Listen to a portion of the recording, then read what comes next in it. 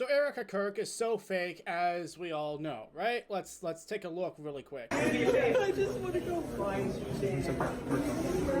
I don't know about you guys. But that doesn't look fake to me. And it doesn't make any sense to suppose that it is fake because she just lost her husband to a shooting. So, same scenario is re-triggering the trauma. Why would you think that's fake? It just doesn't make any sense to me. And, I think Matt Walsh does a great job putting it with a lot of these, conspiracy theory people online. Erika Kirk seen crying. She's so performative. Look at those fake tears. Erika Kirk seeing not crying. Wow, looks like she's moved on pretty fast. Why isn't she more upset? Erika Kirk laughing. What's so funny? Her husband just died. Erika Kirk frowning. Why is she scowling like that? What's she so angry about? Erika Kirk existing in public. She should be home with her kids. She's abandoned them. Erika Kirk not seen in public. Where is she? What is she hiding? Why is she being so suspiciously quiet? Oh, as if people have to be out in public all the time. Erika Kirk seen eating pancakes. Look at this stupid bimbo eating pancakes.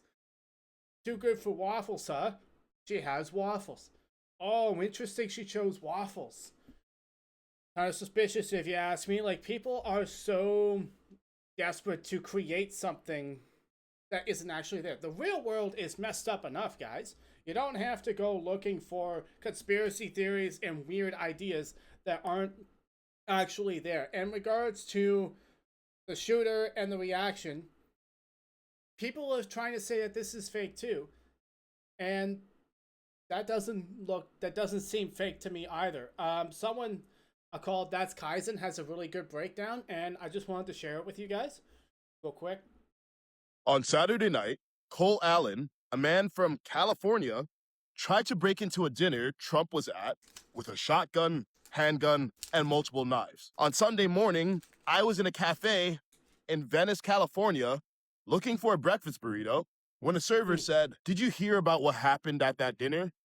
It was so staged. Now, I doubt she formed that conclusion based on facts. I doubt Probably she not. knew Cole sent his family a manifesto minutes beforehand. Was that staged? I doubt she knew Cole's family tried to turn him in. Was that staged too? A Secret Service agent was shot with a shotgun.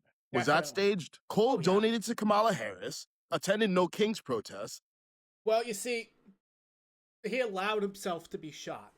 Yeah. He allowed himself to be shot. So it's staged in that sense, right?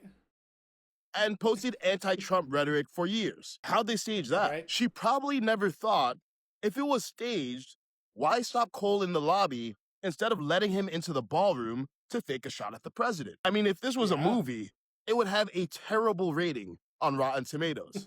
I doubt she thought deeply about what she thought. She did what most people do in this era of confusion. Reject reality the moment it benefits the other side. Now, I get why people are skeptical. These days, we're uncertain about anything being true. But we should be certain that violence is unacceptable. We should be rushing to condemn it, not rushing to say it's staged because of a vibe. But that's what happens when we only take violence seriously when it hurts our side. Days after Trump was shot in 2024, an acquaintance of mine told me she has no sympathy because he's not human. A tiny portion of the left is acting violent, but a larger portion of the left has a casual attitude about violence when it's toward the right. Now, where did that attitude come from? Right now, most of the political violence is in one direction, from left to right. But if the right wants the left to take it seriously, you know what doesn't help? When Nancy Pelosi's husband gets attacked and Trump jokes about it. When Ilhan Omar was attacked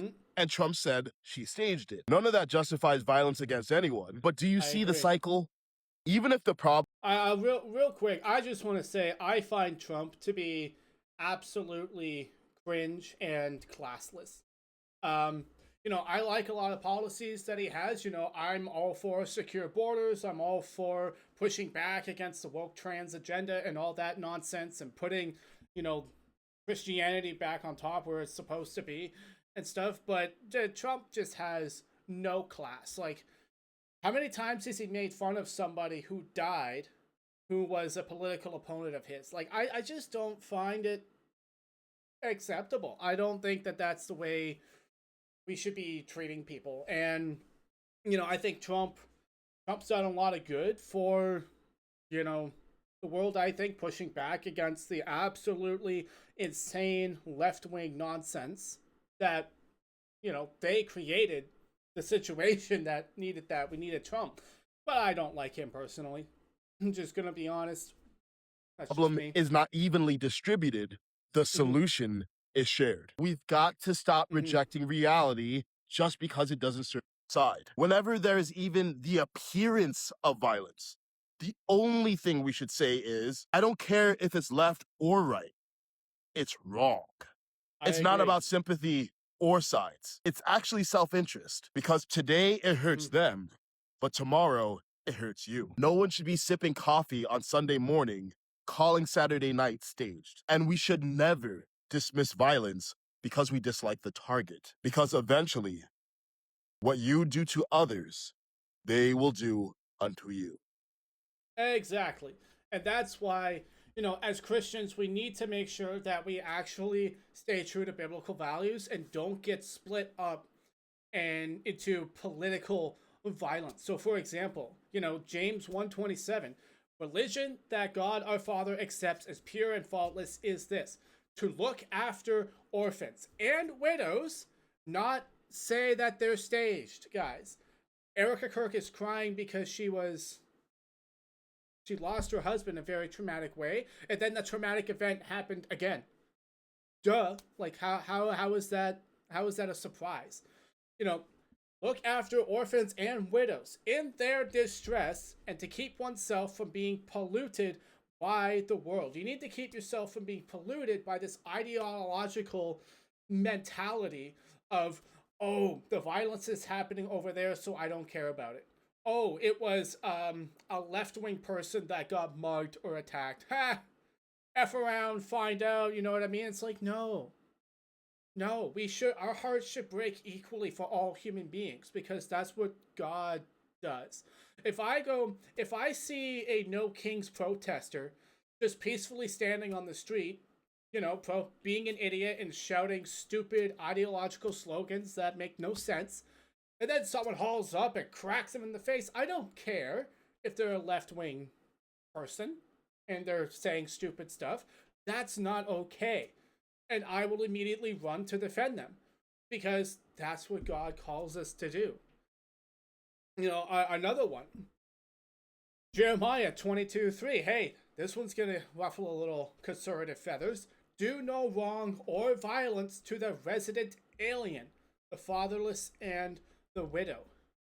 Do no wrong and violence to the resident alien, the foreigners who are among us. Do no wrong or violence to them. Now, that doesn't mean you should just let them all in. That's not what I'm saying. I'm saying that a lot of people use the situation, the bad policies of the left, terrible immigration strategies. A lot of people use terrible ideas as an excuse to let bad behavior on their behalf slide. Just because the liberal government makes absolutely appallingly stupid, abhorrent decisions when it comes to immigration policy or gendered bathrooms or whatever, doesn't mean we should forget our primary role. And that is to stand up for people who are being hurt, people who have violence brought against them unjustly.